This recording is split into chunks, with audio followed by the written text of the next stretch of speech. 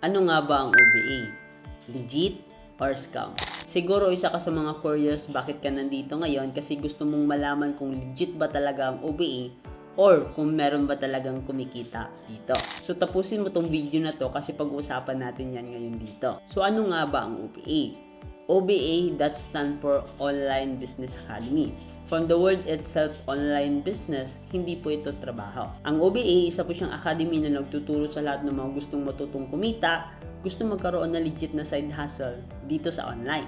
At kung tatanungin mo ko kung ilang years na ba ang OBA, good news kasi we are 11 years na po. Napakarami nang natulungan dito, OFW, employed, nasa bahay lang, mamshi, or kahit estudyante. Also, OBA was awarded as the most outstanding online system in whole Asia and nasama po sa first Asian Sterling Awards. Dun pa lang makikita mo talaga na legit ang OBA. Paano ba mag-qualify dito sa OBA? Ito yung 3 simple step para makapag-start ka and kumita dito sa OBA. Unang-unang kailangan mo lang dito, dapat meron kang sariling gadget na ginagamit. Kahit Android, iPhone, or laptop. And syempre, dapat meron kang stable internet connection kasi this is purely online. Pangalawa, kailangan mo lang mag-attend ng ating free online orientation kasi dun po i-explain lahat ng mga legalities natin, compensation plan, and mga benefits nito. Pangatlo, dapat magkaroon ka ng tinatawag namin na user ID.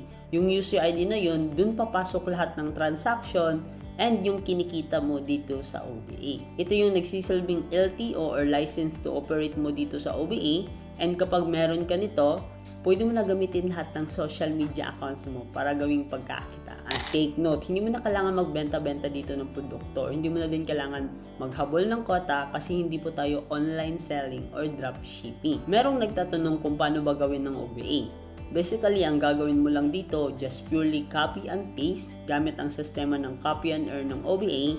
Magre-reply ka lang ng inquiries, local and international. Kaya kung isa kang empleyado, OFW, nasa bahay lang, or kahit estudyante ka na naghahanap ng legit na side hustle dito sa online and gusto mo magkaroon ng extra income kahit nasa bahay lang, pwede mong gawin itong OBA.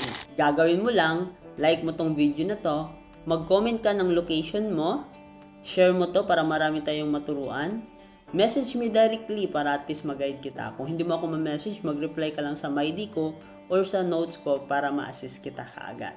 See ya!